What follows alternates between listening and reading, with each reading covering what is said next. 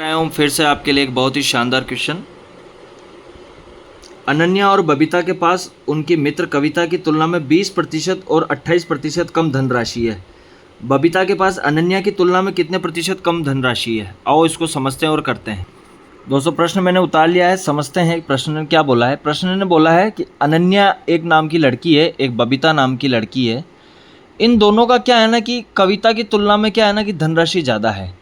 अब बोल रखा है कि अनन्या की जो है वो तो 20% है, कविता की जो है वो 28% कम है। किससे? इससे 20% का मतलब कितना होता है? 100।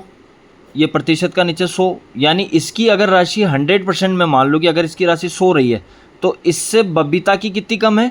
28% कम है। मतलब बबीता की कितनी है? 100 में से 28 कम है, यानी बबीता की कितनी है? 72 है। और अनन्या की कितनी है? 80 है। ठीक है, और इसकी तो 100 ही थी। ये चीज़ समझ में आई कि कविता की अगर 100 है तो 100 से 28, 100 का 28% कितना होता है?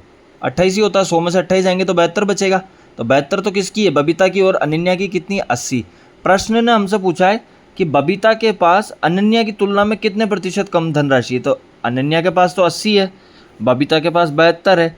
अनन्या से बबीता के पास कितना कम है? 80 से ये 72 कितना कम है? 8 कम है। किससे? जिसके बारे में पूछे वो हमेशा नीचे इंटू 100।